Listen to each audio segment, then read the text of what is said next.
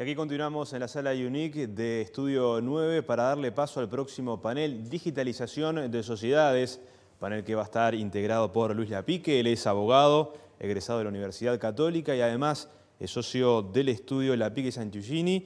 Y además también contamos con la presencia de Jennifer Alfaro Borges. Ella es doctora en Derecho y Ciencias Sociales, es escribana y además es directora del Colegio de Abogados y vicepresidente de la Asociación de Escribanos del Uruguay. Bienvenidos a ambos. Adelante y gracias por estos minutos aquí en la Legal Tech Summit. Muchas gracias. Realmente debemos decir que es un placer, para mí es un placer compartir. Es un placer para mí compartir con Luis esta instancia, este momento, que no deja de ser un momento de reflexión sobre las sociedades comerciales y su inmersión en lo que es el mundo digital. Si me permiten compartir con ustedes algunas diapositivas que nos introducen en el tema, sobre todo presentan lo que es las sociedades comerciales como un vehículo canalizador de las inversiones. Tiene cabal importancia comprender que una sociedad comercial excede lo que es un contrato, una mera forma, un mero papel a firmar, aunque sea digitalmente, sino que es la creación de un sujeto de derecho diferente. Es una forma jurídica para organizar la actividad emprendedora, sin duda, que nos permite limitar la responsabilidad. Sabemos muchas veces que en materia, sobre todo en lo que refiere a tecnología, emprendedurismo, los riesgos implícitos en la aventura innovadora deben coordinarse con cautela y para ello el vehículo de la sociedad comercial ha sido tradicionalmente el más utilizado en Uruguay, pero debe para ello tener una flexibilidad tanto para captar inversiones. Pensemos en inversores que no se involucren en la gestión del negocio, que tengan limitaciones en el derecho de voto, pero que puedan, por supuesto, tener las garantías para cobrar la rentabilidad de su inversión, para cobrar utilidades, incluso encapsuladas, asociadas a determinado emprendimiento. Hablo de acciones sectoriales, la posibilidad de que una misma sociedad comercial concrete diferentes inversiones, diferentes desarrollos, por ejemplo, tecnológicos, y para cada uno de ellos capte inversores diferentes, grupos diferenciados y que entre ellos no se inmiscuyan en los demás. Todo eso es posible a través de una sociedad comercial, pero para que, sobre todo en el mundo de la tecnología, con agilidad, la rapidez que requiere la toma de decisiones, bueno, este instrumento tiene que ser flexible para adaptarse a todas las modalidades de acción, pero también con estructuras que no requieran de rigorismos. Sabemos que el empresariado moderno, no solamente el tecnológico, no quiere que le pese el cumplimiento de estas obligaciones formales que no redunden en mayor productividad, y esa agilidad la tienen algunos de los tipos sociales previstos. Específicamente, en lo que refiere al Uruguay, la sociedad por acciones simplificadas se presenta como el mecanismo que, por imperio de lo que dice la ley misma, derivado del principio de autonomía de la voluntad, bueno, tiene, como decíamos, esa flexibilidad de, si lo dotamos en el estatuto de reglas adecuadas, podrá funcionar de acuerdo a lo que realmente demanda el mercado. Para esto es fundamental el asesoramiento. Y cuando hablamos de asesoramiento, bueno, tenemos que cuestionarnos cuando estamos ante una SaaS digital. ¿Qué pasa cuando la digitalización de esa sociedad se da desde el inicio? Que sin duda ello va asociado a mayor rapidez en el proceso constitutivo. Sabemos que una SaaS, además de tener un estatuto escrito, incluso fundado por un solo sujeto mientras no sea sociedad anónima, luego se tiene que inscribir en el registro de comercio. Con eso ya queda la regularidad, la tipicidad adquirida, es SaaS, y por lo tanto se le aplican sus reglas, muy importante, incluyendo la limitación de responsabilidad. Pero también en la práctica sabemos que se debe además inscribir ante los organismos fiscales para obtener, entre otras cosas, vamos a lo práctico, el RUT para empezar a facturar, para realizar una actividad como contribuyente, y el número de empresa ante el Banco de Previsión Social. Cuestiones prácticas, si se quiere, extrasocietarias, pero que en el mercado resultan de fundamental consideración. Cuando esa entidad queda lista para operar de manera formal comenzando, entre otras cosas, a facturar. Estas son preguntas usuales del mercado. Y en ese caso viene al auxilio lo que es el procedimiento que estaba previsto ya en la ley SAS, en la ley 19.820 y su decreto reglamentario, pero que ahora viene a instrumentarse, a concretarse. Está habilitada lo que es la SAS digital, su constitución a través de un procedimiento electrónico en el cual se ingresa con ID, o sea, con identificación digital del sujeto, por ejemplo, lo que es el chip con el lector de la cédula de identidad y el PIN correspondiente. Se cargan los datos, fundador, plazo, objeto, administradores, etc.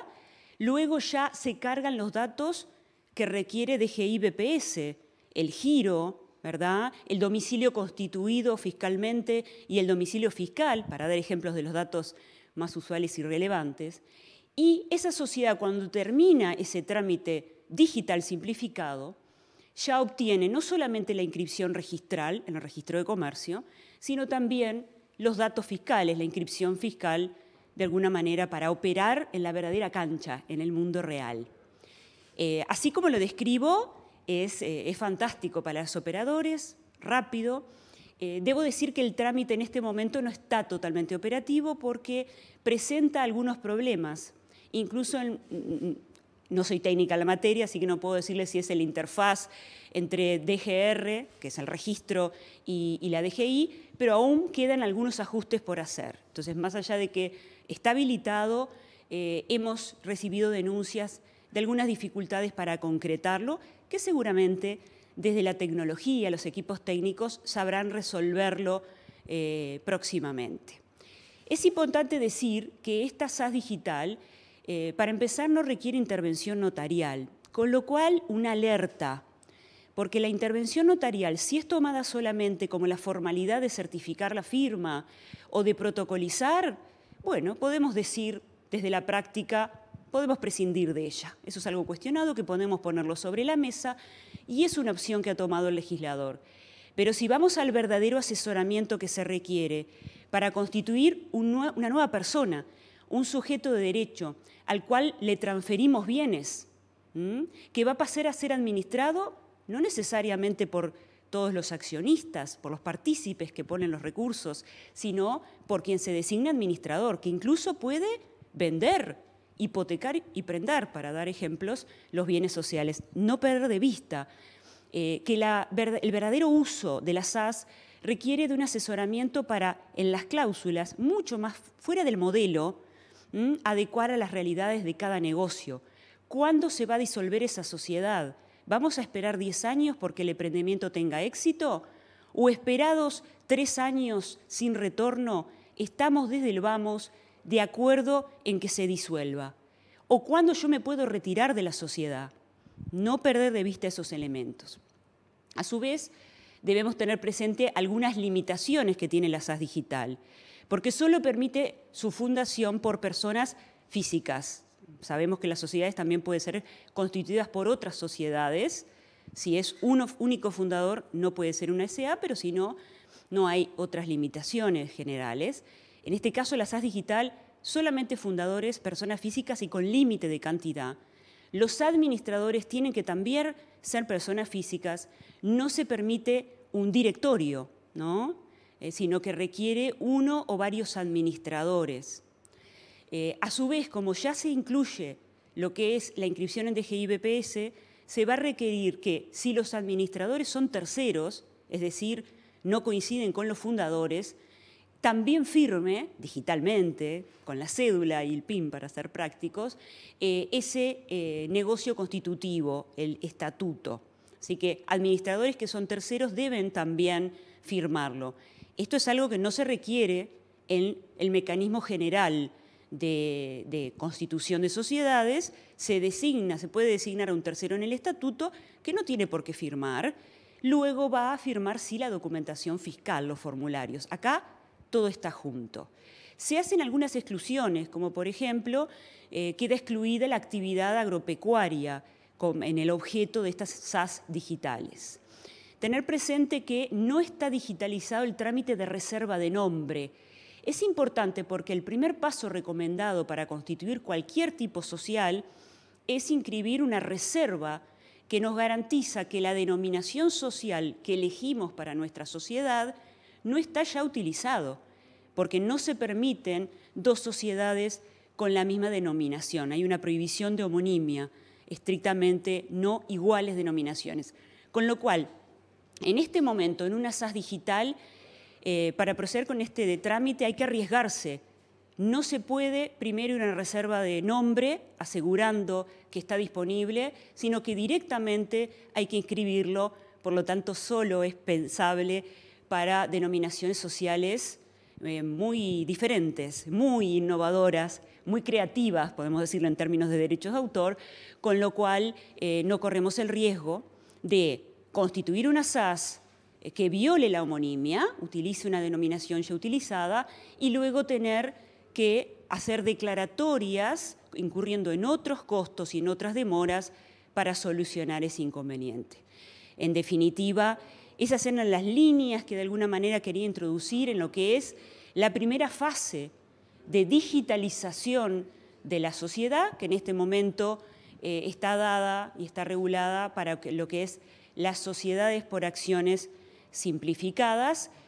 Sin duda los desafíos que se presentan para que esto quede realmente operativo, sin dificultades, que sea un trámite ágil y podamos salir, como todos queremos, en poco tiempo, el mismo día, con una SAS ya regularmente constituida e incluso habilitada por los organismos fiscales. Pero luego viene lo que sigue, que es la actuación, y en la actuación ya tenemos permitido, tanto en SA como en SAS, las videoconferencias para actuaciones de órganos de administración, específicamente regulado para SAS, y órgano de asamblea, el órgano de gobierno. También tenemos habilitado y permitido por la ley en la SAS el voto por separado, incluso por correo electrónico, si así se previó en el estatuto. Ven que en eso el estatuto a medida, con un correcto asesoramiento, es necesario, porque ni en la SAS por modelo, prevista por DGR para el trámite que ya estaba vigente desde hace un tiempo, ni en la SAS digital está previsto estos ajustes, como son lo de regular, permitir el voto por correo electrónico. Sin duda algo muy querido en el mundo moderno, en el cual la instancia de reunión en un mismo tiempo, aunque sea por videoconferencia, muchas veces no es lo buscado. ¿Cómo sigue, Luis? Porque después el gran desafío de que esas captaciones de inversores también sea con una contrapartida de digitalización de las participaciones sociales. Estoy muy expectante de escuchar tus palabras del tema que elegiste para hoy. Sí, yo voy a continuar, digamos, profundizando un poco en esto que mencionaba Jennifer. Voy a hablar de tokenización de acciones, que ya sería un nivel más dentro de la digitalización de sociedades. Hace unas semanas vino un cliente al estudio y el planteo fue querer tokenizar acciones. Entonces, yo mientras él me hacía el planteo y lo escuchaba, pensaba, qué interesante, pero qué complicado a la vez con la normativa actual que tenemos. Entonces, la idea un poco de mi exposición es recorrer un poco el proceso de esto, desgranando diferentes conceptos y ver qué es lo que podríamos hacer hoy, qué está proyectado y cuáles serían, de alguna manera, una evaluación de la situación actual, hasta dónde es viable en nuestro país o no. Y bueno, empecemos por el principio, que es un poco definir el concepto de acción. La acción se puede ver como capital, digamos, como una parte del capital que de alguna manera determina la participación de los accionistas en la sociedad a través de ese aporte que tiene un valor nominal y que es parte del capital. Por otro lado, la acción de un segundo enfoque la podemos ver como una serie de derechos, y acá sí me interesa detenerme un segundo, porque muchas veces cuando se piensa en la tokenización de acciones, se piensa, bueno, tengo un token que representa una acción y eso en realidad representa una utilidad, y lo que tiene que quedar claro es que la acción representa mucho más que la participación en los beneficios sociales. Representa la posibilidad de votar en una asamblea, adoptar decisiones, y después hay otra serie de derechos como el derecho de preferencia, el derecho de receso, la posibilidad de hacer responsable a los administradores, impugnar una resolución de asamblea. Entonces, eso ya va más allá de la acción como un mero instrumento de inversión para obtener una rentabilidad, sino que hace más a todo el funcionamiento y administración de la sociedad. Según el perfil del tenedor de esa acción, podemos tener un perfil más inversor, que a lo único que apunta es a la utilidad, o un perfil más de participación en el sentido de participar en la toma de decisiones de la sociedad. Y un tercer enfoque de la acción es como título-valor. De alguna manera hoy las acciones en nuestro país son títulos-valores de participación con determinadas características especiales, pero no podemos perder de vista al pensar en la tokenización que serían aplicables como acciones todas las normas sobre títulos-valores con todo lo que ello implica. Después, el otro concepto que tenemos que analizar es el concepto de token, que ahí en realidad estamos ante un dato o una entrada en un registro distribuido que representa un activo. O sea, es una representación digital de valor emitida por una entidad privada. Y si vamos a lo que ha expresado el BCU en la resolución D99 del 2022 de mayo de este año, refiere al token como se plasma en una anotación contable en un registro distribuido que se vincula a redes descentralizadas. O sea que ahí tenemos, digamos, una definición ya a nivel de normativa bancocentralista que creo que es bastante interesante. Y lo otro que hay que tener en cuenta es que el valor de ese token va a depender, en realidad, del valor del activo que representa. Entonces, hasta ahí tenemos el concepto de acción, el concepto de token, y bueno, la tokenización, justamente lo que implica es la representación de esas acciones mediante tokens. Lo que sí tiene que quedar muy claro, que parece obvio, pero creo que es importante mencionarlo, es que actualmente no tenemos una normativa sobre tokenización en Uruguay. Entonces, bueno, si tenemos que responder este planteo del cliente en cuanto a la posibilidad de tokenizar acciones en Uruguay, vamos a tener que hacer determinados análisis. En cuanto al tipo de token que estaríamos, entiendo que sería un security token, tendría la característica de fungible, aunque esto, según la emisión específica, podría llegar a ser no fungible, pero en realidad las acciones hoy se consideran intercambiables, siempre que sean de la misma clase y otorguen los mismos derechos, y así lo considera la doctrina societaria nacional y de Argentina, que es mucho una base sobre la cual nos basamos, dada que la ley nuestra está basada en la ley de Argentina. Y además tenemos una norma, que es el artículo 20 de la Ley de Mercado de Valores, que prevé la fungibilidad en la medida que se cumplan con lo que prevé dicha norma. En cuanto a lo que establece también la resolución del BCU en este sentido, al tipo de token, lo califica como activos virtuales valores, que son aquellos activos virtuales que pueden otorgar derechos como la propiedad, el reembolso de una suma específica de dinero o derecho de una participación en beneficios económicos futuros. O sea que de alguna manera la acción entraría de ese concepto de activo virtual valor que contempla el BCU. Entonces, bueno, ahora sí, entrando ya en la tokenización específica, creo que hay dos tipos de operación que tenemos que distinguir, que yo he denominado en una denominación que me parece adecuada, no es que la haya visto, que esté recogida por la doctrina, la tokenización indirecta y la tokenización directa. La tokenización indirecta sería cuando yo tengo una sociedad que ya tiene emitidas sus acciones al portador o nominativas, en el caso de las SAS, y en realidad lo que yo emito son tokens sobre esas acciones. No es que la acción sea representada en un token, sino que el token representa acciones ya existentes, como podría ser un token que representa una participación en un inmueble. O sea que en este caso, por eso hablo de una tokenización indirecta. En este caso, vamos a tener que ver cómo se regula esa relación entre los tenedores o propietarios de los tokens y el titular de las acciones. A los efectos de la sociedad anónima o de la SAS, el titular de las acciones sigue siendo el mismo y va a ser a quien reconoce como accionista y va a ser quien ejerza esos derechos. Ahora, la relación que se traba entre ese titular de las acciones y los tenedores de los tokens, eso habrá que regularlo y se podrá regular de diversas formas. Puede ser a través de un depósito con determinadas instrucciones y un mandato, puede ser a través de un fideicomiso. O sea, en definitiva ahí puede ser un contrato de participación, pero nosotros tenemos una especie de tercero de confianza, tenedor, propietario efectivo de las acciones.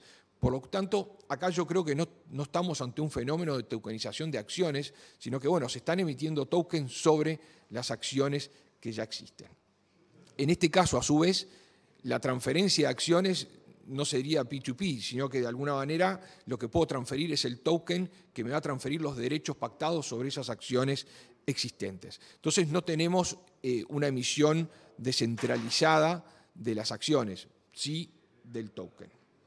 Y acá lo que sí me parece importante es que hay que tener cuidado cómo se establece esa regulación y esa relación entre los tenedores de los tokens y el titular formal y sustancial de las acciones, porque hay determinadas normas en la ley, como por ejemplo el artículo 55, que regulan al socio del socio, que podrían llegar a ser aplicables, dado que hay una persona que en realidad sería socio del titular de las acciones.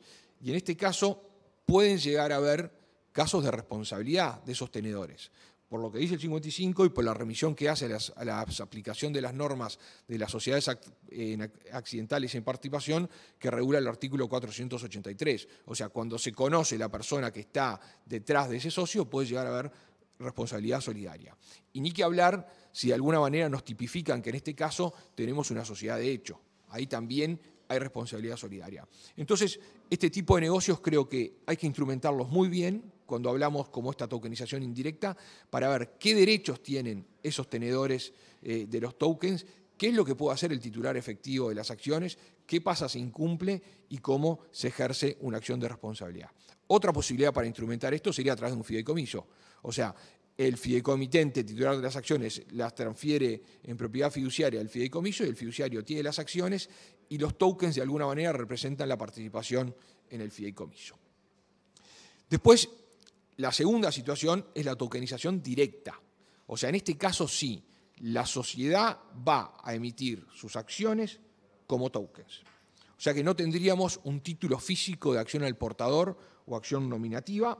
Vamos a tener que ir, entiendo yo, y el régimen que hoy más se asimila es el de las acciones escriturales que se enmarcan dentro del proceso de desmaterialización de los títulos valores, o sea, que no haya un título físico. Y dentro de la tokenización directa, para ver su viabilidad, creo que también tenemos que abrir dos situaciones diferentes. Uno es si esto es una emisión privada de acciones o si estamos ante una emisión pública. La emisión privada es aquella que no se dirige al público en general, no busca la captación de ahorro, es la gran mayoría de las sociedades que tenemos en nuestro país que operan como sociedades cerradas. Entonces, a este tipo de sociedad, si nosotros vamos a la normativa de acciones escriturales para ver hasta dónde sería viable usar el sistema de acción escritural para emitir los tokens, aplica el artículo 334 bis de la Ley de Sociedades Comerciales que no se aplica a emisiones públicas. O sea que en el caso de emisiones privadas vamos por las normas de la Ley 6060. Y acá tenemos un primer problema que va a ser el que no nos va a permitir hacer efectiva la tokenización de acciones, porque para emitir acciones escriturales nosotros necesitamos un libro de registro de acciones escriturales, que tiene que estar rubricado ante el registro de comercio y cumplir con todas las formalidades. Y en ese sentido, como libro de comercio, va a ser aplicable también el Código de Comercio con todos los efectos en materia de prueba, en juicio, etc. Entonces, la titularidad de ese accionista va a surgir del libro de acciones escriturales. Ahora, un registro distribuido, la blockchain, ¿puede sustituir este libro de acciones escriturales actualmente? Desde el punto de vista legal y formal, entiendo que no. Desde el punto de vista operativo, si modifica la norma, creo que podría ser viable considerar que este registro se lleve a través de un registro distribuido o la blockchain. O sea que, para hacer una emisión privada, que al final vamos a ver hasta dónde tiene sentido o no de una tokenización de acciones en forma de una sociedad, de una emisión privada, necesitamos un cambio normativo. En cuanto a la emisión pública, en esta sí, se dirige al público en general, se busca captar el ahorro y hay una mayor preocupación del regulador en cuanto a cómo se instrumenta esto y los controles que se deben cumplir. En este caso, aplica la regulación de la Ley de Mercado de Valores y el artículo 14 permite emitir valores que se anotan en cuenta que pueden ser en medios electrónicos. O sea que acá estamos de alguna manera un paso más cerca que en relación a la emisión privada, que tenemos un libro que es algo diferente. Entonces acá podemos tener la emisión a través de un registro que son en medios electrónicos, pero la norma existe que haya una entidad registrante. O sea que tenemos un sistema centralizado en que esa entidad es la que va a llevar el control de quién son las acciones, las operaciones jurídicas vinculadas a esas acciones, como una prenda, un depósito, etc. Ahora, el Banco Central, en la regulación que mencionamos de mayo de este año, incluye una propuesta de modificación a este artículo 14 a los efectos de regular los valores escriturales de registro centralizado y los valores escriturales de registro descentralizado. O sea que la propuesta del Banco Central está reconociendo que hoy existe la posibilidad de emisión en forma centralizada y prevé o proyecta esta modificación normativa para que esto pueda ser realizado en forma descentralizado. Y al hablar de registros descentralizados dice: son aquellos representados mediante anotaciones en cuenta que sean emitidos, almacenados, transferidos y negociados electrónicamente mediante tecnologías de registro distribuido que cumplan con los requisitos establecidos en la Ley de Mercado de Valores y en la regulación que determine el Banco Central. O sea que, de ser aprobada esta modificación, la emisión pública de valores escriturales en forma descentralizada, o sea, en la blockchain, sería posible. Ahora bien, analizada la normativa, ¿cuál es la razonabilidad de plantearse efectivamente una tokenización? O sea, en forma privada no parece ser muy razonable. Primero por un tema cultural. A mí me resulta muy difícil decirle a un cliente en el estudio: mirá, las acciones que tenés en papel físico ahora las vamos a tokenizar. Y me va a preguntar: ¿y eso qué implica? Y bueno, tenés que ir a un registro descentralizado. Y me va a decir qué costo tiene y cuáles son los beneficios. O sea, en una sociedad cerrada con pocos accionistas no parece tener sentido económico y práctico. Se podría dar en algún caso de una startup o emprendedores, alguna ronda de inversión, que si haya muchos accionistas podría llegar a ser una posibilidad, pero desde el punto de vista legal hoy no podemos. En cuanto a la emisión pública, si se concreta esta modificación normativa, bueno, la emisión pública implica captar ahorro público, y todo lo que implica captar ahorro público por el tamaño de mercado en nuestro país, por lo general, está bastante limitado. Sí podría ser interesante que con este cambio Uruguay regule la emisión pública de acciones como tokens y ello sea interesante para inversores del exterior que busquen establecer la emisión desde Uruguay con la ley aplicable uruguaya. Y bueno, y para redondear, más allá de todo esto y los problemas normativos que he mencionado, hay también un tema práctico, que las acciones están sujetas a otra serie de operaciones vinculadas, como las prendas, ejecución, embargo, si hay que hacer un reintegro y hay que anular o cancelar títulos, todo eso también se deberá regular, porque no se trata solo de emitir y cobrar una utilidad. Muchas gracias. Muy bien, les agradecemos entonces a Luis Lapique, a Jennifer Alfaro Borges, un tema sumamente interesante en donde se agregan cada vez más nuevos jugadores en el ámbito de las sociedades de derecho. Hay más para compartir con ustedes sobre la digitalización, qué pasa con la identificación, qué pasa con las firmas digitales. Vamos a hacer una breve pausa y ya volvemos con más de la Legal Tech Summit.